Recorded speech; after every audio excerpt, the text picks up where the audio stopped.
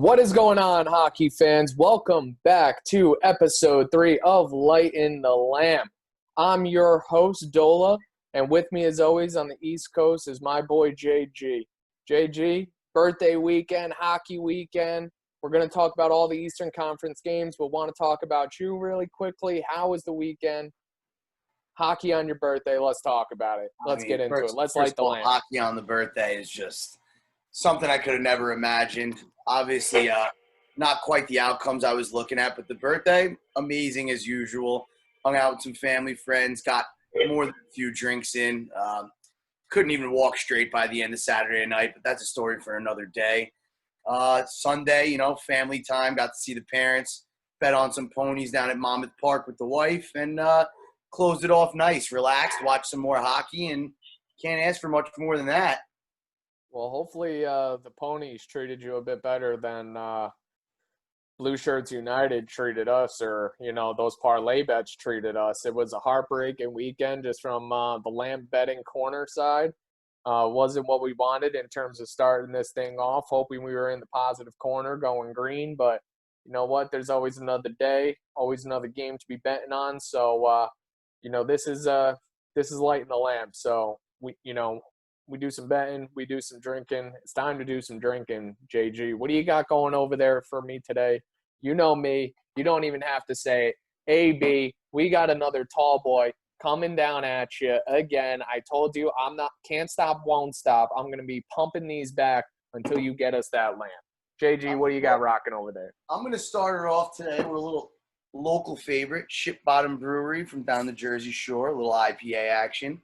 So we're going to get her knocked out here, a little 6% to start her off, get the buzz going. I like that you always doing some local beers. I'm always trying to prick and prod at Anheuser-Busch. I'm going to start hosting some craft beers as well after my Down in One event of each episode, but it's going to be good. I hope we have some good craft beers on here. We share some stuff with the fans. Maybe the fans share some beers they like with us, and again, that becomes part of it. We're doing some beer drinking. We're doing some talking about hockey. But, again, we're lighting the lamp right here to start. We got to drink some beer. So, real quick, I'm going to light this lamp up. Then we're going to drink these beers.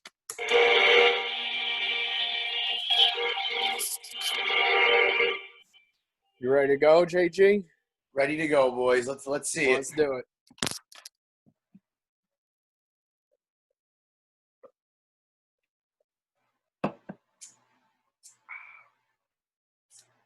Das Boot. Guy's a pro. Bottom line. Early morning West Coast. What's up? Early morning West Coast. Popping one back for some hockey. Doesn't get much better than that here, Tim. Hockey. Oh, man. The bubble in the boot, always a killer. I mean, so let's get right into it here, man. The underdog card was all over it this weekend, and obviously we got Canes versus Rangers to jump into. So what do you got for me? You said it, JG. What a weekend for the Dogs. I mean, all the fans out there, go through every game. I would say every single underdog swept across the board. Came out, sent the message to the teams, we're the lower ranked seed, but we're not going home, and you better come to play because you got to earn this victory. So that was really exciting to see. Unfortunately, you could have said that the Rangers were the underdogs against the Canes. I think with the 4-0 sweep throughout the year, everyone thought the Canes were the underdogs of this series. I think they thought that it was the Rangers to lose. We're diehard Rangers fans, JG. I thought we would have came out firing, but we've already seen two first bouts that were not fun to watch. It was honestly a little bit hard to watch. There was a lot of individual efforts from the offense, defense. Hank gave some.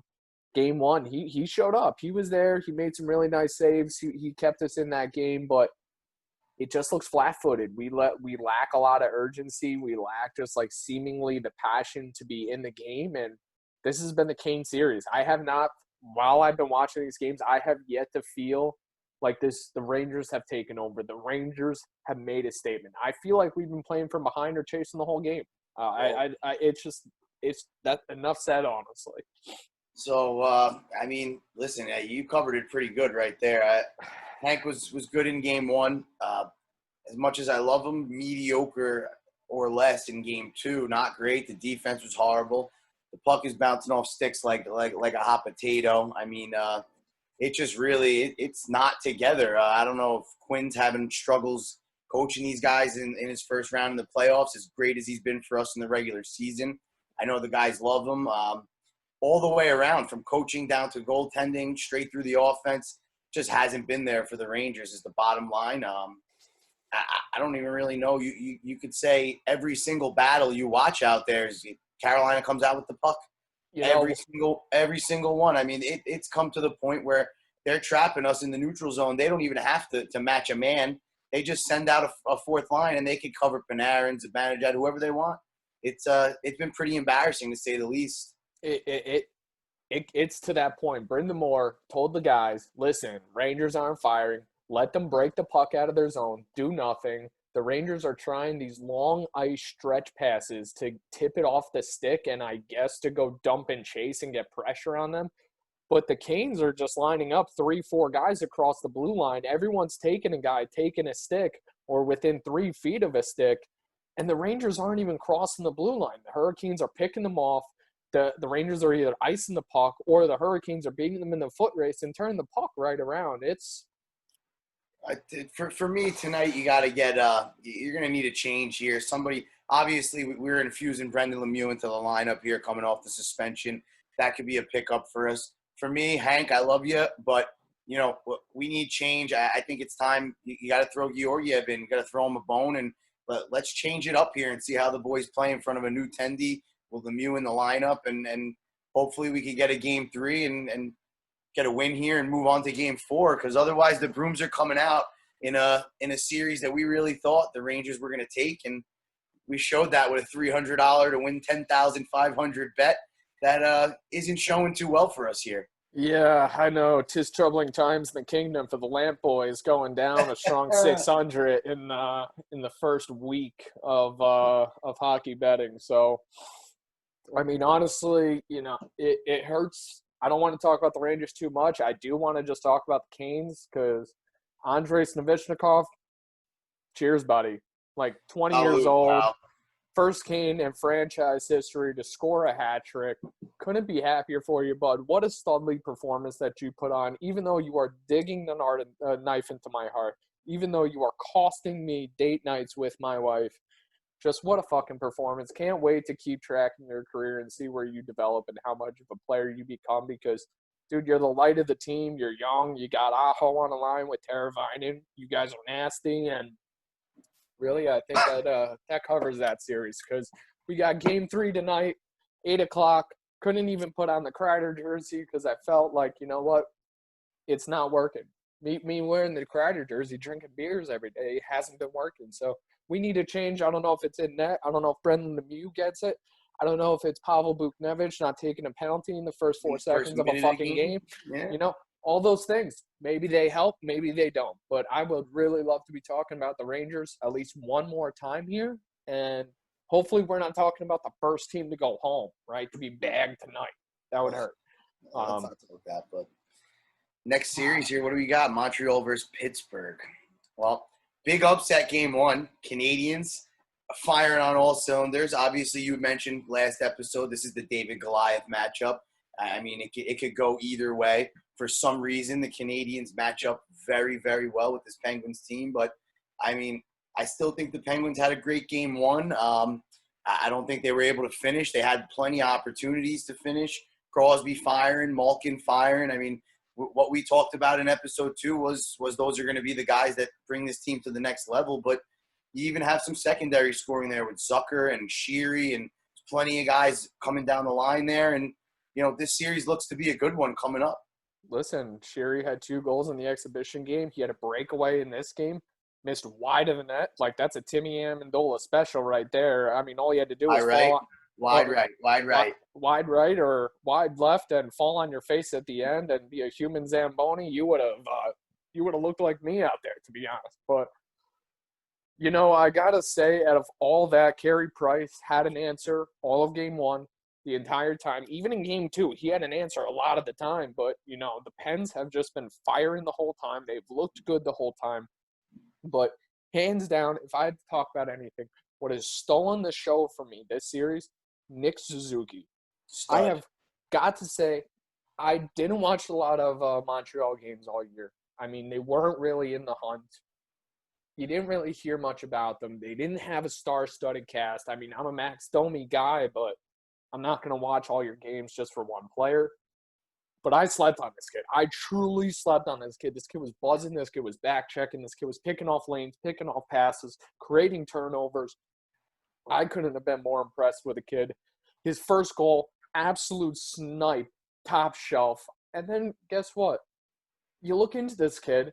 What a fucking year. The kid's 20 years old. He had, in 71 games, he had 41 points. Kid could have been part of the Calder Trophy talk, to be honest. I Yeah, really think absolutely. so.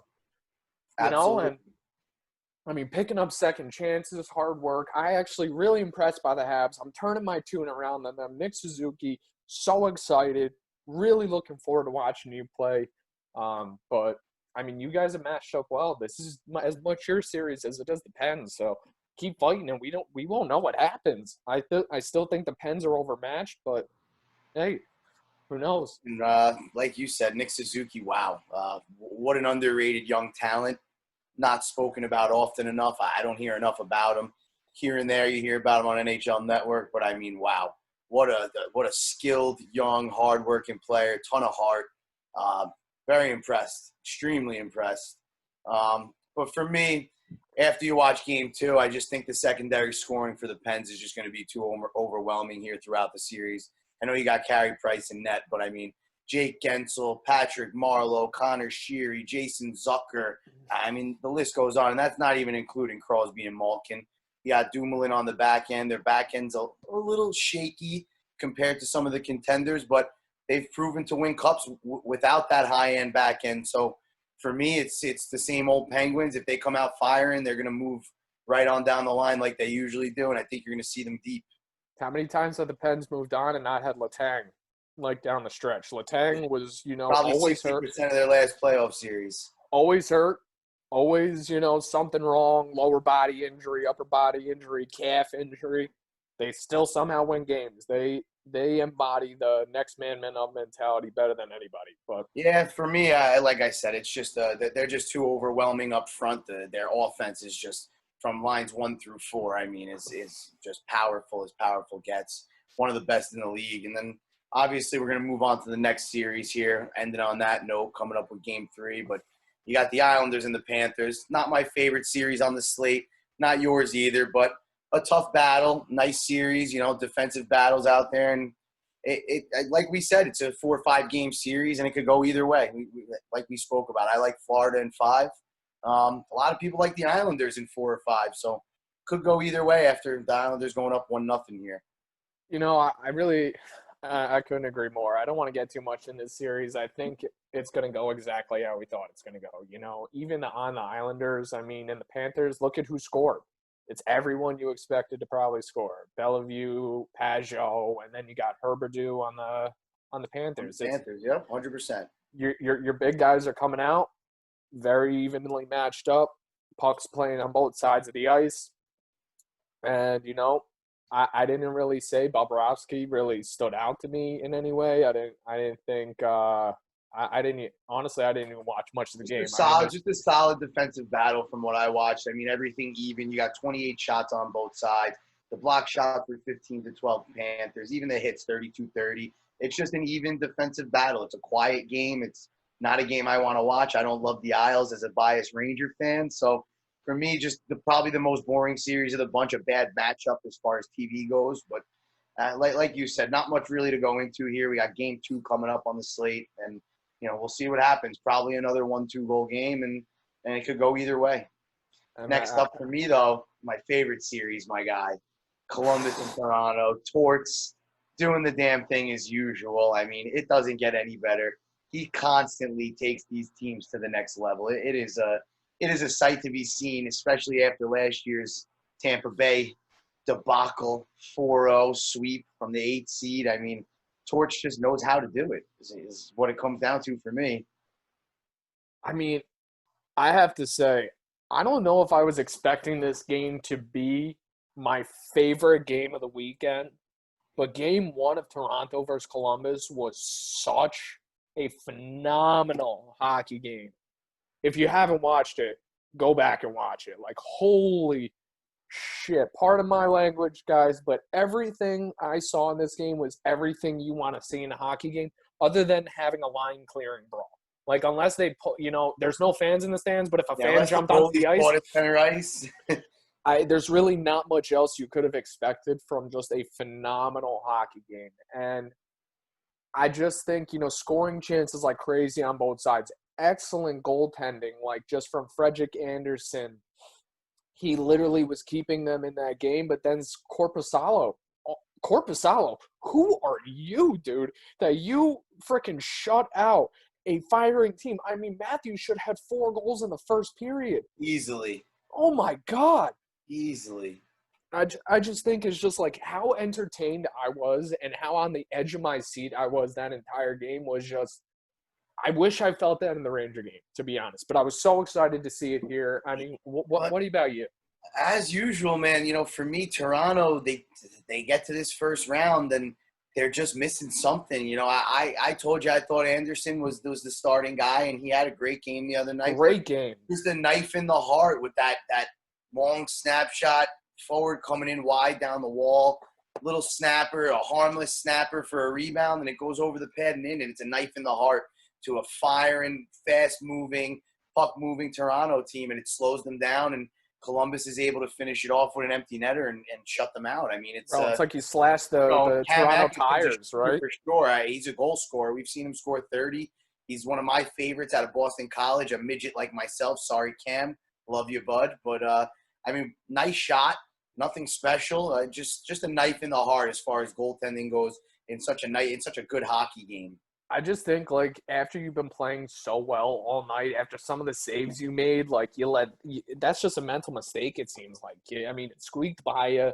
It just didn't happen. And it's just like, that sucks because, I feel like that goes to OT. I feel like Toronto takes that entire game. That's a 1-0 game. That is not a 2-0 game. If you're just looking at the score, empty netter at the end, didn't matter. That was really just a 1-goal bout, and it came down to just a shot that, your coach always says it in youth hockey, just get pucks to the net. You never know what's going to happen. You never know why it's going to happen, how it can squeak through.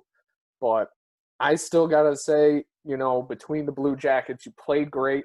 I still think that should have been Toronto's game. With how many chances they had, I still think they played well enough to win that game. I think Austin Matthews played great. I think Tavares played great. I think Nylander looks awesome.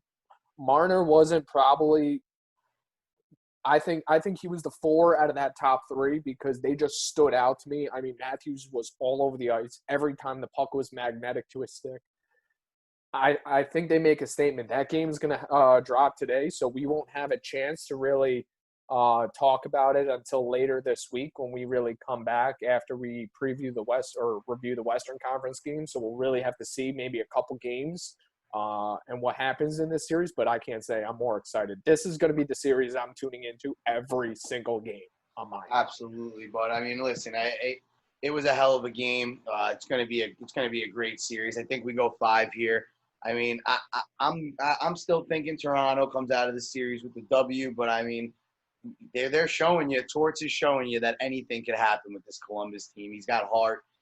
They got great goaltending. They got great defense. Zach Werenski, Seth Jones, 2 of the best puck-moving defensemen I've seen in the league in years, playing on a line together. Nonetheless, they can control a game by themselves. Like you said, man, just what a series. Probably going to be one of my favorites going forward here. And, that's all I got for now until tomorrow's game. Yeah, 100%. And, I know there's a shorter episodes for the fans. I mean, we only got 4 Eastern Conference games. We're trying to break it up, make the videos a bit shorter so we can keep you guys more engaged. But we still do have 2 more games to kind of go over. These aren't series, so we're really not going to break them down. We're definitely going to be bringing in Philly, Boston, Washington, and Tampa Bay into the fold soon. But we really want to focus just on these qualifying games first because there's such a slate of games. Hard to talk about all of them.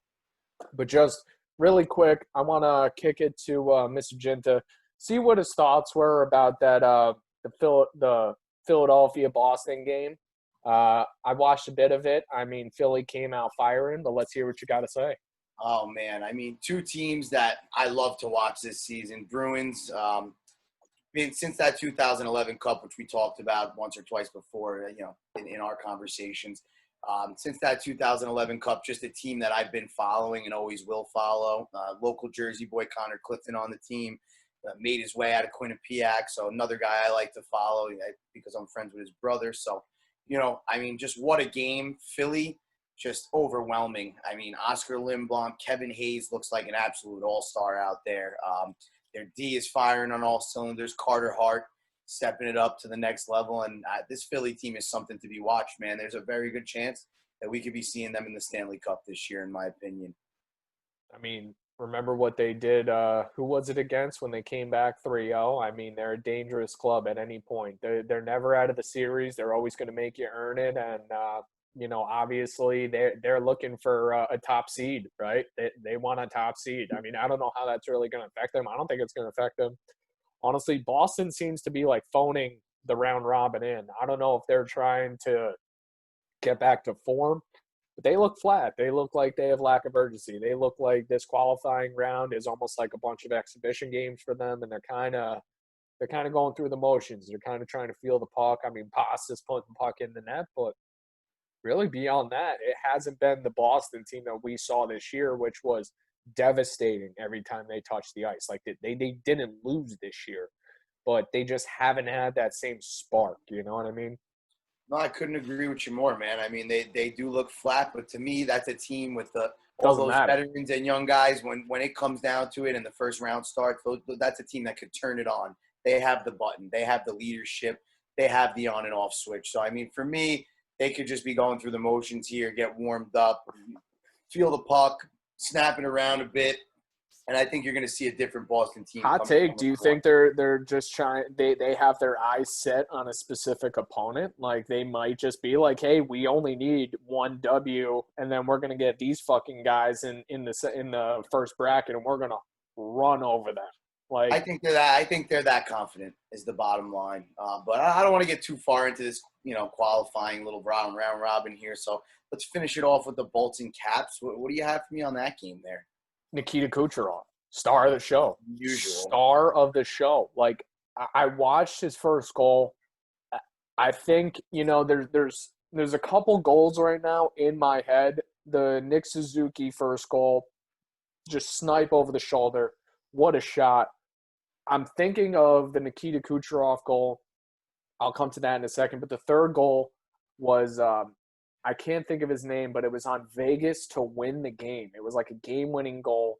He was backwards, puts it through his feet, bounce puck off behind the net, and puts it behind himself. If you haven't watched the Vegas game or watched the Vegas highlights, absolutely dirty. We'll get into it next video. But Nikita Kucherov probably had one of the nicest goals so far. So he basically gets the puck. Braden Point brings the puck into the zone, slows up at the blue line, dekes a little bit, shoots the puck over to Kucherov. Defenseman steps up. Kucherov, shoulder shake, has Holtby dead to rights, has his boy, I think Goodrow, I think that's his name on his line, Goodrow, standing in front of the net, back door. All Kucherov has to do is shoot the puck off of his stick. Kucherov is just like, don't worry, hold my beer, Goodrow. You stay there. I got this. Literally, even with the defenseman trying to bear down on him, he pops it over Holtby's shoulder before he even turns around. And I was just like... Just an absolute weapon, huh?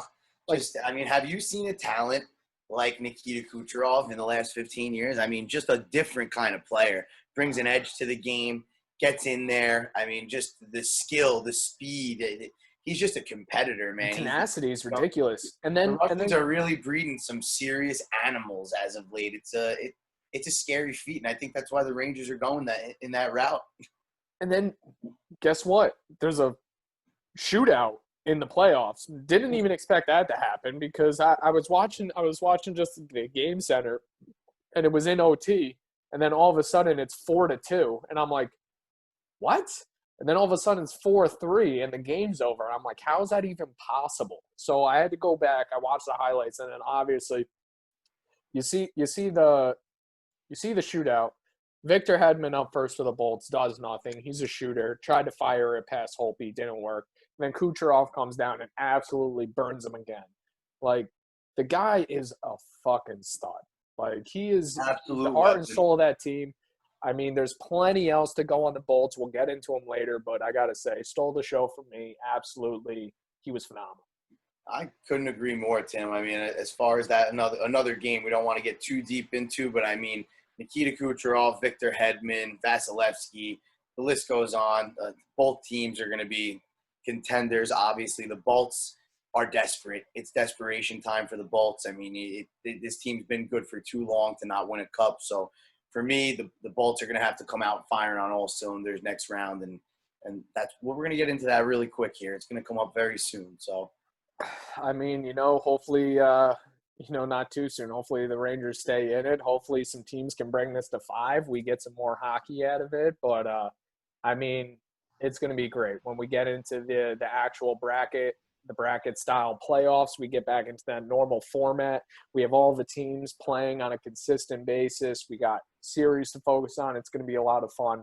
I think, out of the 2 exhibition games, I think the Bolts and the Caps are definitely more in form. I think Philly's in form. I think Boston just has to find their way and they'll be fine.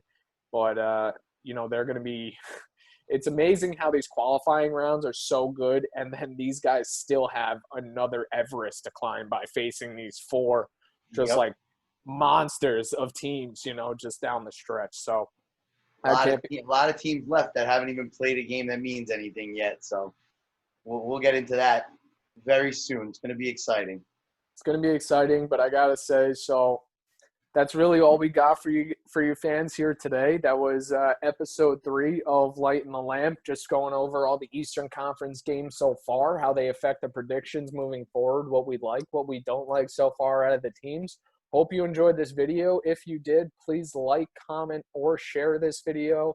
Definitely looking to get engaged with the fans. Say hi, say hello. Tell us a beer to drink if you got it. We're going to be coming back with episode 4 really shortly after this, previewing and going over the Western Conference games we've seen so far. Obviously, you see me rocking the Hawks shirt.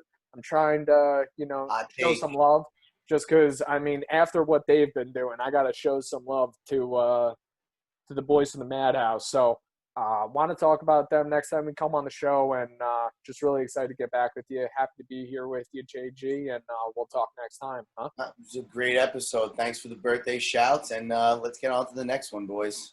I love it. Everyone take it easy. We'll see you next time.